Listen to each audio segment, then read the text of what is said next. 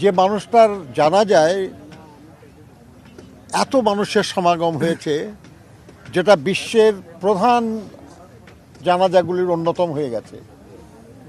যে মানুষটা তার সারা জীবন লড়াই করেছেন গণতন্ত্রের জন্য, দেশের স্বাধীনতা সার্বভৌমত্ব সুরক্ষার জন্য, দেশের মানুষের কল্যাণের জন্য, সেই মানুষটার সম্পর্কিত মানুষের জানার আগ্রহ থাকা স্বাভাবিক। বিশেষ করে তরুণ প্রজন্ম যারা হয়তো চোখের সামনে তার লড়াইটা দেখে নাই কিন্তু শুনেছে, তাদের সামনে যখন এই সব লড়াইয়ের দৃশ্যগুলি আসবে, আমার ধারণা যে তারা তা থেকে শিক্ষা নিতে পারবে, তা থেকে তাদের আবেগ আরও সিদ্ধান্তের রূপ নেবে।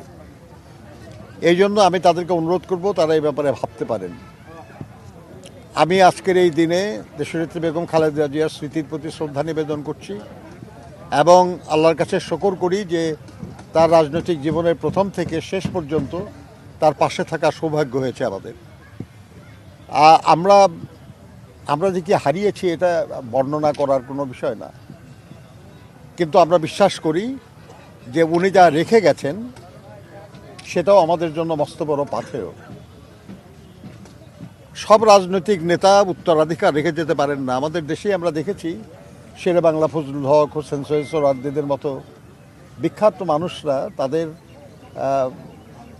আদর্শ ধারণ করে সামনে এগিয়ে যাওয়ার মতো সেরকম কাউকে রেখে যেতে পারেন নাই। কিন্তু দেশনেত্রী বেগম খালেদা জিয়া তার সন্তান জনাব তারেক রহমানকে রেখে গেছেন, যিনি বাংলাদেশের এখন অন্যতম প্রধান জনপ্রিয় ব্যক্তিত্ব এবং বাংলাদেশের রাজনীতির মস্ত বড় একজন অংশীদার। আমরা মনে করি যে বাংলাদেশের মানুষ তার মাধ্যমে ইতিবাচক পরিবর্তন দেখতে চায় এবং সেজন্যই তাকে নিয়ে মানুষের এত আকাঙ্ক্ষা, মানুষের এত আবেগ।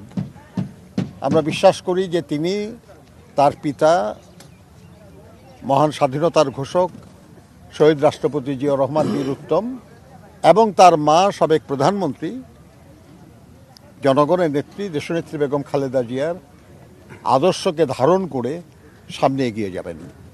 তারেক রহমান সাহেব অলরেডি বলেছেন যে আমার মা যেখানে কাজ শেষ করেছেন আমি সেখান থেকে শুরু করব। কাজেই ইচ্ছা করলে আমাদের এই সোসাইটি তারা তার আন্দোলন সংগ্রামের উপর, তার রাষ্ট্র পরিচালনার উপর, তার উন্নয়নমূলক কার্যক্রমের উপর এবং তার জীবনের আনন্দ বেদনার উপর তারা আলাদা আলাদা প্রদর্শনের আয়োজন করতে পারে, যেটা জনগণের কাছে খুবই গ্রহণযোগ্য হবে। কারণ এদেশের মানুষ তার সম্পর্কে জানতে চায়, বুঝতে চায়, শুনতে চায়, অনুধাবন করতে চায় এবং সেখান থেকে শিক্ষা নিতে চায়।